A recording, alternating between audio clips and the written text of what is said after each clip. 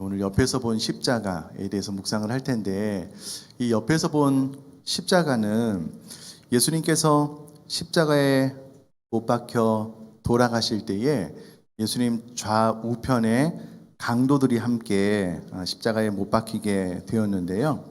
그때 한편에 있던 강도가 예수님께 당신의 나라에 임하실 때 나를 기억하소서, 이 한마디 한 것 때문에 예수님께서 오늘 내가 나와 함께 낙원에 있으리라 라는 말을 듣고 구원을 선물로 받게 됩니다.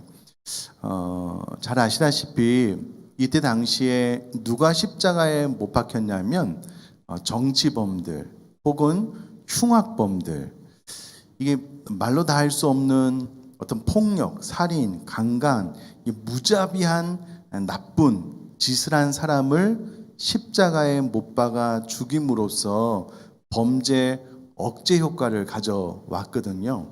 그러므로 예수님 양옆에 있었던 강도는 정치범이거나 흉악범이었고, 흉악범 중에서도 아마 사람들이 상식을 뛰어넘는 용서받기가 어려운 죄인이었을 것입니다. 그런데 당신의 나라에 임하실 때 나를 기억하소서, 이 한마디 때문에 구원을 받았잖아요. 자, 그러면 강도 입장에서는 또 우리가 잘 아시는 대로 예수님께서 현재의 시간으로 오전 9시에 십자가에 못 박히셔서 오후 3시에 운명하셨잖아요.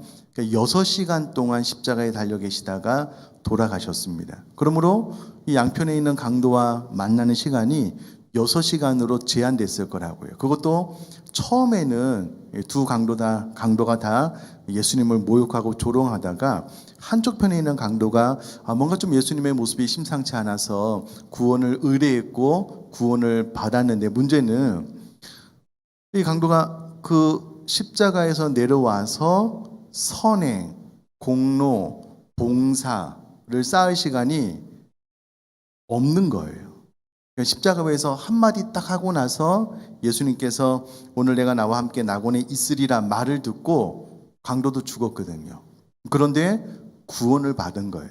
그러므로 구원은 전적인 하나님의 은혜다라는 것을 이 한쪽 편 강도를 통해서 볼 수가 있고요.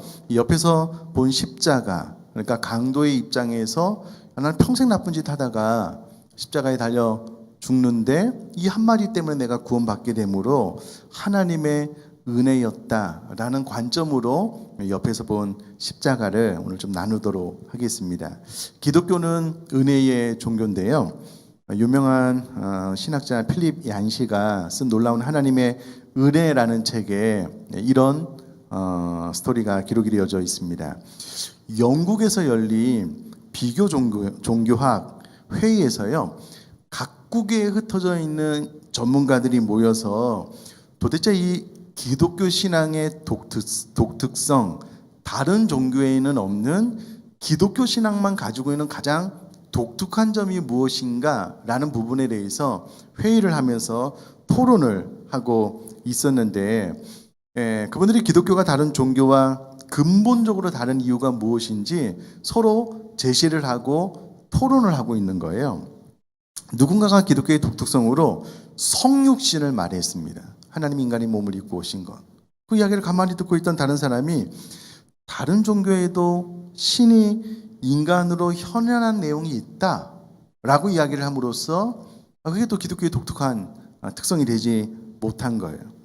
옆에서 누군가가 부활은 어떠냐라고 이야기를 하자 다른 종교에서도 죽은 사람이 환생한 기사가 있다, 타 종교에도 그와 같은 스토리가 있다라고 이야기를 함으로써 기독교만 가지고 있는 독특성을 부활로 혹은 성육신으로 말을 할 수가 없는 거예요.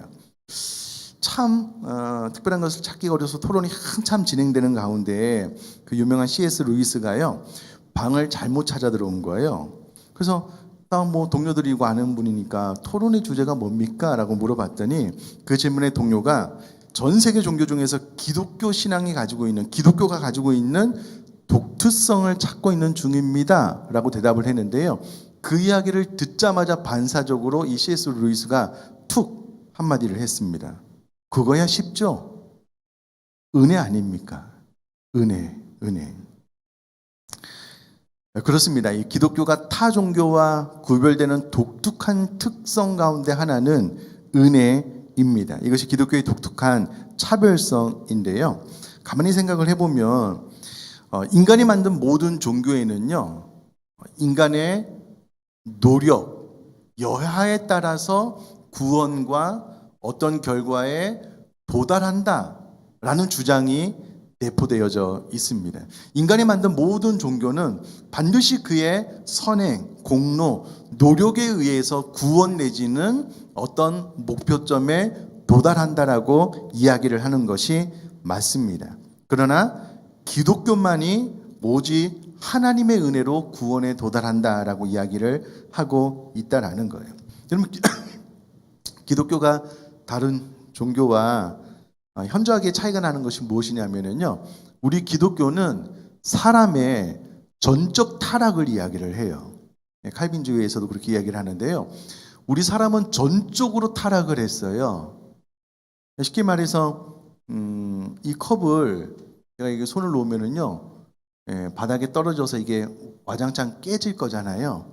그럼 이 컵이 스스로의 힘에 의해서 복구될 수 있느냐? 불가능하잖아요.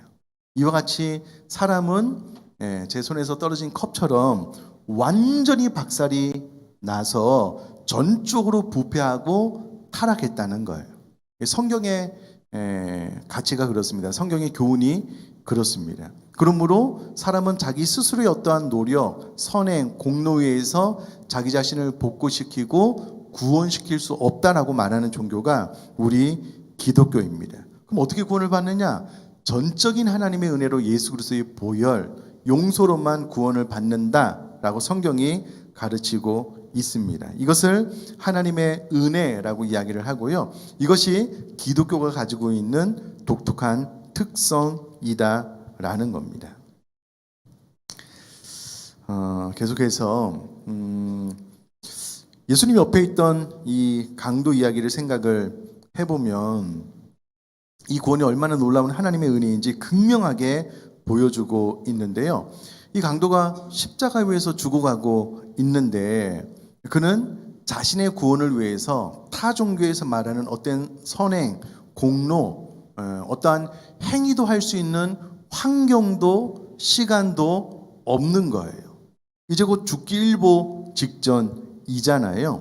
그러므로 만약 타 종교에서 이야기하는 것처럼 사람이 어떤 선행, 공로, 자기의, 자기 노력으로 구원을 받는다라고 한다면 이 예수님 한쪽 편에 있는 강도는 구원받을 수 있는 가능성이 제로라는 거예요.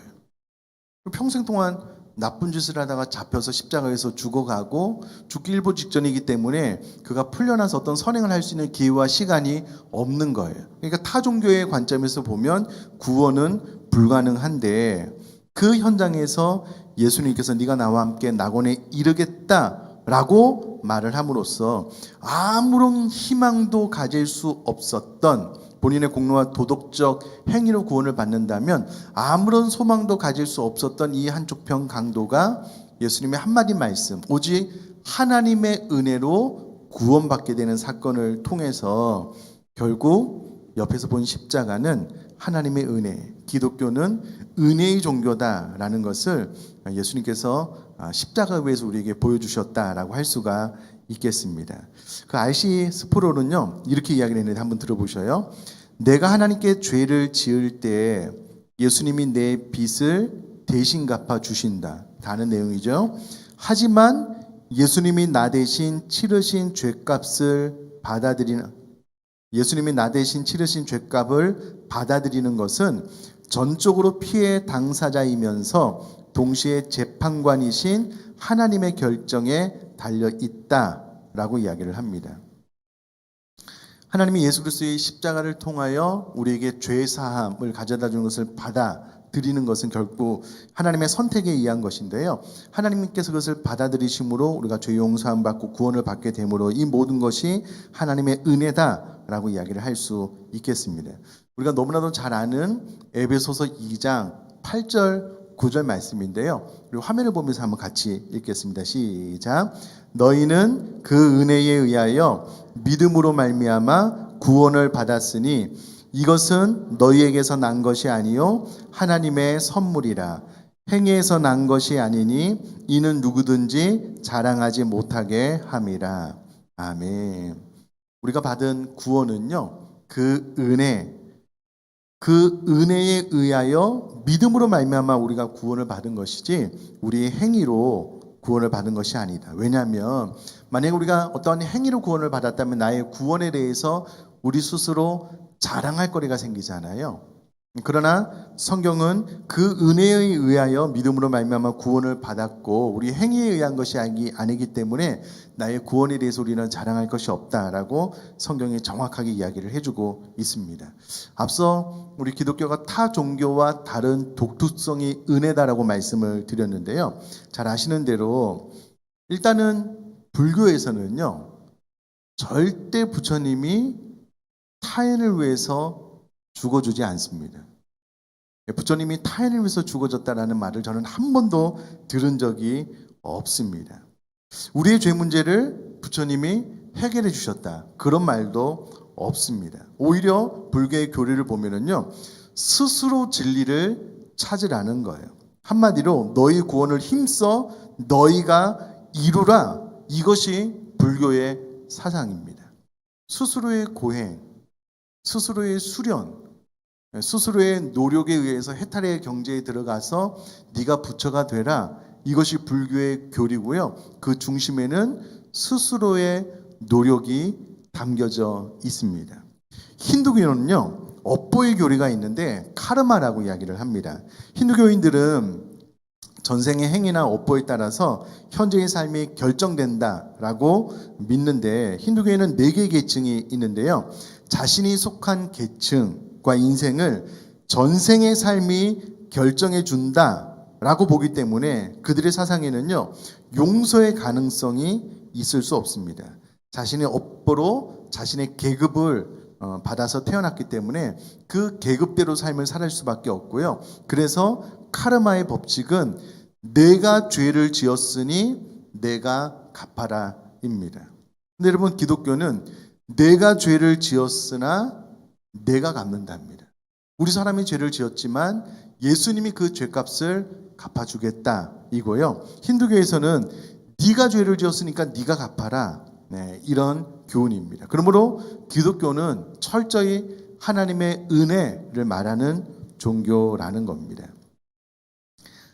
제가 노란 손수건에 대한 이야기를 하나 해드리려고 준비를 해왔는데요. 이 이야기는 1900년대 초에 미국에서 있었던 실제 이야기입니다.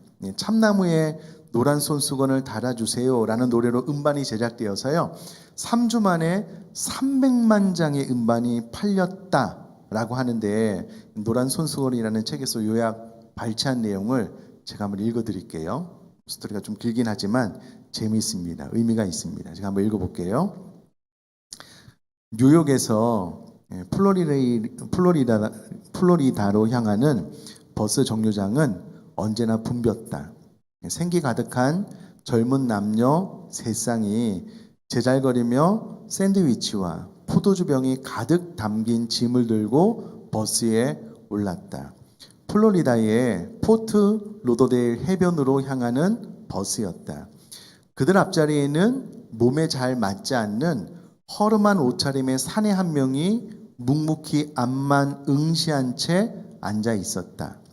무표정한 그의 얼굴로는 나이가 짐작되지 않았다. 남자는 입술을 굳게 다물고 조잘거리는 남녀들이 무한해질 만큼 무거운 침묵을 지켰다. 젊은 남녀들은 이 심상치 않은 남자의 거동에 점차 흥미를 느끼기 시작했다. 그리고 멋대로 상상하기 시작했다. 뭐 하는 사람일까? 배를 탔던 선장일까? 아니면 고향으로 돌아가는 퇴역 군인일까? 워싱턴을 지날 무렵 한 여자가 용감하게 말을 걸었다. 포도주 좀 드시겠어요? 이렇게 시작된 대화에 그 사내는 괴로운 표정으로 자신에 대한 이야기를 시작했다. 난 빙고라고 합니다. 지난 4년 동안 뉴욕의 형무소에 있다가 집으로 가는 길입니다. 4년 전 아내에게 편지를 보내 오랫동안 가정을 돌볼 수 없는 형편이니 나를 기다릴 수 없을 것 같으면 나를 잊으라고 했지요. 힘들면 재혼해도 좋다고 했습니다. 그 뒤로 아내는 편지를 하지 않았습니다. 3년 반 동안이나. 잠시 눈을 감았던 사내가 말을 이었습니다.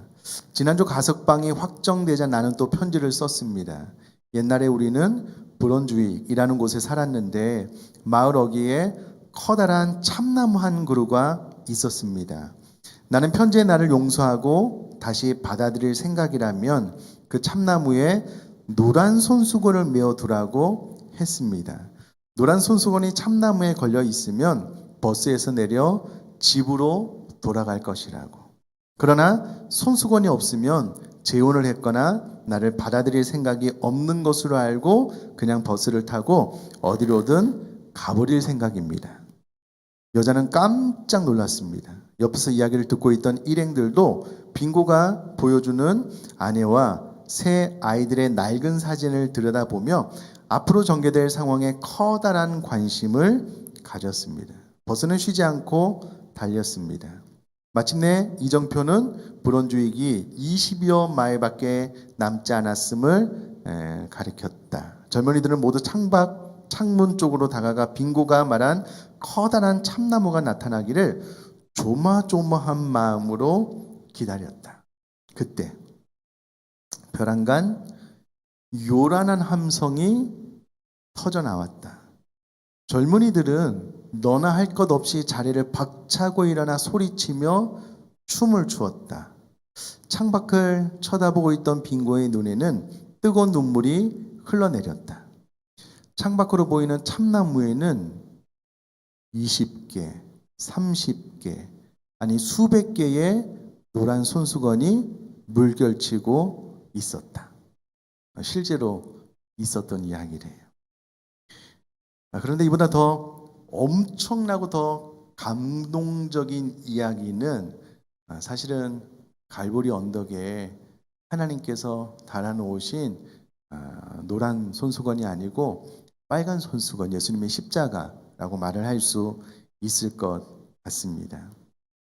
놀랍게도 하나님이 이 손수건을 노란색이 아닌 빨간색으로 물들여 놓으시고 우리에게 이렇게 이야기를 하시는 거예요. 사랑하는 아들아, 사랑하는 딸아, 내가 너희를 사랑한다.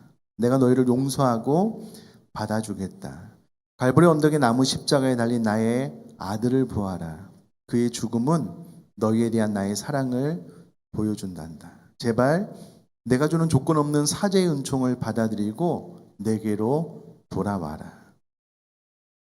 무명의 그리스도인이 이런 말을 했대요.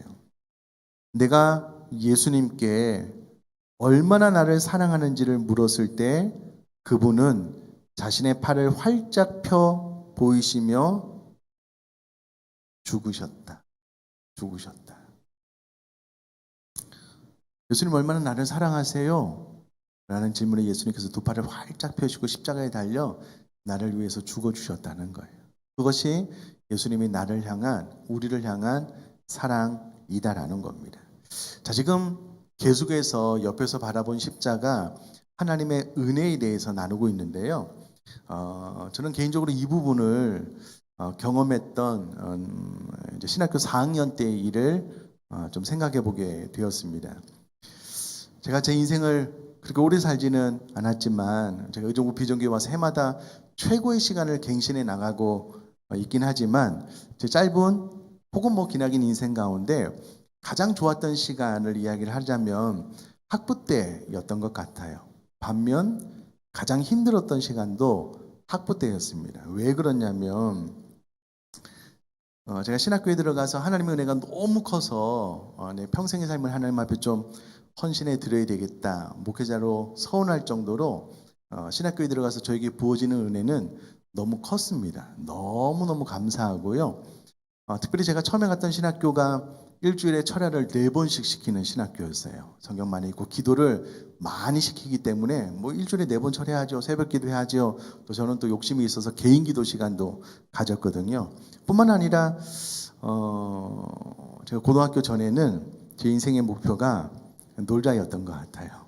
막 재밌게 노는 것에 막 온통 관심을 쏟다 보니까 공부를 좀 소홀히 했던 것 같아요. 근데 제가 이제 신학교에 들어와서 하나님 앞에 서원을 하고 나서 정신이 드니까 이게 이렇게는 안 되겠는 거예요. 그래서 책을 많이 읽었다라고 말씀을 드렸는데요. 제가 당시에 관심을 가지고 읽었던 책 중에 그리스도인의 시간 관리, 습관 이런 쪽으로 책을 많이 읽고 또 제 성격이 교과서 좀 같은 성격이 있어서요. 저는 배우면 배운 대로 하는 좀 강점이 있는 것 같아요. 그래서 심지어는요. 시간당 뭐 30분, 10분, 20분이 아니고요. 이게 분당 뭐 27분, 뭐 32분 이런 시간 단위로 쪼개서 삶을 살았던 기억이 있어요. 제 주머니에는 늘 내비게이터에서 나온 69절 혹은 생명의 삶 이하 여러 가지 출판사에서 나온 소책자들이 늘 제 주머니 어딘가에 있었습니다. 화장실 옆에도 꽂혀 있었고요. 그래서 그 짧은 자투리 시간을 허투루 보내기가 너무 아까운 거예요. 심지어는 제가 군대 가서도 근무수거나 화장실 갈 때도요. 그 어려운 환경 가운데 암송 카드 넣어놓고 늘 암송했거든요. 그 시간을 그렇게 허투루 쓰는 게 너무 아까웠어요. 이게 막 분 단위로 끊어서 나름대로 최선을 다하는 그런 삶을 살았고요. 그때는 매일 성경으로 묵상을 했습니다. 매일 성경으로 묵상을 하고 암송하고 소책자 읽고 또 책 읽고 정말 효과적으로 시간을 좀 잘 보냈는데 문제는 방학 때였어요. 이제 학교 중에는 일주일에 막 4번씩 철야하고 막 개인적인 기도 시간 갖다가 방학 때 집에 내려가거나 혹은 로방교를 섬겼는데 로방교회가 지하에 있는 교회였거든요. 지하 저 안쪽에 이제 방이 하나 있는데 저를 포함해서 신학생 몇 명이 거기서 사는데요. 일단은 너무 습해요. 빛이 잘 안 들어와요. 새벽 기도회 끝나고 나면 점심 먹을 때까지 잠을 잤던 것 같아요. 그래도 피곤해요. 그래도 너무 좀 환경이 안 좋았던 것 같아요. 저 스스로는 그렇게 사는 게 너무 힘든 거예요. 정신을 좀 차리고 좀 제대로 된 삶을 좀 살아야 되겠다. 제가 이제 시간 계획표에 의해서 그게 안 되는 거예요. 참 깊은 좌절을 맛봤다가 신학교에 들어가면 금방 회복돼요. 일주일에 또 막 4번씩 철하고 막 기도하고 하니까는 막 너무 좋아요. 방학이 되면은 깊은 수렁에 빠지는 거예요. 그러다가 군대를 갔다 와서 신학교 4학년이 되었는데 환경이 바뀌니까 좋아지더라고요. 근데 어떤 문제가 생겼냐면요. 그때 이제 4학년 때 제가 과대표를 했는데 과대표는 매일 아침 경건회를 인도해야 됐거든요. 학교를 늘 1시간, 1시간 반 정도 일찍 갔습니다. 참 좋았어요. 그래서 도착해서 개인적인 기도 시간 갖고 또 새벽에 뭐 큐티한 것도 한 번씩 보고 또 기도하고 또 경건회 인도할 때 어떻게 말씀을 나눌지 보고 그런 시간을 꾸준히 해왔던 것 같아요. 열심히 책도 읽고요. 근데 어느 순간 마음에 어떻게 뭐라고 설명할 수 없는 어떤 공허함, 빈 마음이 생기는 거예요. 처음에 무슨 생각을 했냐면 내가 좀 경건 생활을 좀 게을리해서 그런가? 시간을 더 많이 확보해서 기도하고 묵상하고 경건에 인도하고 또 하루를 최선을 다해서 살고 그렇게 했거든요. 근데 문제는 그 부분이 해결이 되지 않는 거예요. 어떤 마음의 공허함들. 이거 도대체 이건 뭐지? 뭐지? 하다가요. 어떤 생각을 했냐면 내가 지금까지 했던 거 다 손 놓고 넋 놓고 아무것도 한번 안 해봐야 되겠다. 그런 생각이 딱 들었어요. 옳은 생각이지 나쁜 생각이지 그런 생각이 들었어요. 그러나 하나님을 바라보는 시선은 놓치지 않았는데요. 제가 그동안 열심히 살아왔던 저의 어떤 시간들을 좀 내려놓는 시간을 가졌어요. 근데 또 이게 뭐지? 라고 생각이 든 것이 뭐냐면 그런 시간을 갔는데 마음이 평안한 거예요. 내면에 안정이 찾아오는 거예요. 그러면서 하나님께서 어떤 음성을 주시냐면 그동안 네가 열심히 기도하고 열심히 큐티하고 열심히 경건에 인도하고 매일의 삶을 그렇게 빡빡한 시간을 채워나가는 너의 의로 삶을 살았다 라는 하나님의 음성이 마음속에 들어온 거예요. 내가 하나님의 은혜로 삶을 살지 않고 내 노력, 내 의로 내 인생을 살아왔구나 라는 것이 깨달아진 순간 정말 놀라운 하나님의 은혜가 제 안에 부어졌던 것 같아요. 그리고 나서 이전에 했던 삶을 똑같이 했습니다. 열심히 기도하고 열심히 묵상하고 열심히 경건에 인도하고 신학생 시절을 참 효과적으로 잘 보냈는데요. 그 시간이 전에는 똑같은 시간을 해도 뭔가 좀 공허하고 빈 마음 같았는데요. 이번에는 하나님의 은혜가 들어오고 나서 내가 내 행위로 하나님 앞으로 나가지 않고 그것과 상관없이 하나님의 은혜는 나에게 부어진다라는 것을 깨닫고 나서 똑같은 일을 반복을 하지만 이 시간에는 알맹이가 너무 꽉 찬 거예요. 너무 좋고 너무 행복한 거예요. 그 앞에 그런 시간을 안 가지 않느냐? 아니요. 똑같아요. 그 시간상으로는 크게 달라진 것이 없어요. 한 가지 달라진 것이 무엇이냐면 전에는 제 의로, 제 노력으로 내가 기도 많이 한다. 내가 성경 많이 읽는다. 내가 나는 묵상을 하루도 빠짐없이 한다. 이런 제 의로 하나님 앞에 나아가고 저 자신을 주장하려고 했던 것 같아요. 하나님의 음성이 제 마음속에 들어서 아니다. 하나님의 은혜 그거면 충분하다. 라는 것이 깨달아지고 난 다음에 똑같은 삶을 사는데요. 이게 알맹이가 너무 꽉 찬 거예요. 그 시간이 너무 보람되고 너무 행복한 겁니다. 그것을 제가 개인적으로 신학교 4학년 때 깨닫게 됐어요. 그 이후로 제가 하나님 앞에 나아갈 때에 물론 그 이후로도 뭐 여러 번 뭐 잔잔하게 있기는 있었지만 절대 제 의로 하나님 앞에 나가지 않습니다. 제가 무엇을 더 많이 함으로 하나님께서 저를 사랑해 주시고 내가 무엇인가를 어떤 결과물을 내서 하나님께서 내 인생을 인정해 주신다라는 생각을 그 이후로는 거의 안 했던 것 같아요. 물론 이제 또 복음학교도 가고 해서 또 복음의 진수를 깨닫고 나서 회개하기는 하지만 그러나 제 마음의 중심에 하나님의 은혜로 산다라는 것은 신학교 4학년 때 깨달았던 것 같아요. 그 이후로 신앙생활이 참 자유롭고 행복합니다. 물론 그러면 지금은 노력을 안 하냐? 그렇지 않아요. 그렇지 않습니다. 정확하게 요즘도 1시간 전에 일찍 출근해서 음악 틀어놓고 묵상하고 기도하고 또 저녁에 또 30분 또 기도하고 새벽 기도회가 없으니까는요. 그런 시간을 지금도 하루도 빠짐없이 습관적으로 착착착착 해 나가요. 그러나 그것 때문에 제가 하나님 앞에 내 의를 내세우면서 나아가지는 않습니다. 그 모든 것들을 다 안 해도요. 하나님의 은혜가 충분히 제 마음속에 들어와요. 이것을 깨닫고 나서 야, 이게 옆에서 바라본 십자가가 이런 의미겠구나라고 제가 이 부분을 정리하면서 다시 한번 제 마음속에 새기게 되었습니다. 사랑하는 성도님들, 예수님의 한쪽 편에 있던 강도는요. 앞서 지금 제가 세 번째 말씀을 드리는데 무엇을 어떻게 할 시간이 없었어요. 시간적 여유도 없고 평생 나쁜 짓만 하다가 십자가에 달려 죽는 그 찰나에 한마디에서 구원받았거든요. 그럼 구원은 하나님의 전적인 은혜인 줄 믿습니다. 우리들의 삶도 마찬가지예요. 여러분 우리가 전적인 타락으로 인하여 우리 스스로 돌이킬 수 있는 가능성이 없었다니까는요. 근데 성령님 우리 가운데 먼저 찾아오셔서 우리가 전적으로 무능력하고 죄인이다라는 것을 성령께서 깨닫게 해주셔요. 그리고 성령님이 우리에게 의지를 주셔요. 그리고 우리가 믿음으로 반응할 수 있는 그 힘을 성령님께서 주셔요. 그리고 반응만 했더니 족하다. 하나님께서 우리 손을 붙잡아서 우리를 구원해 주셨거든요. 그리고 우리가 그 은혜로 인하여 구원을 받은 것이지 우리들이 어떤 선의 행동을 통하여 구원을 받은 것이 아니거든요. 똑같습니다. 이것을 우리들의 삶에 적용해 본다면 우리가 매일 최선을 다해야 되겠지만 그러나 그것 가지고 하나님의 은혜가 나에게 부어지는 것이 아니고요.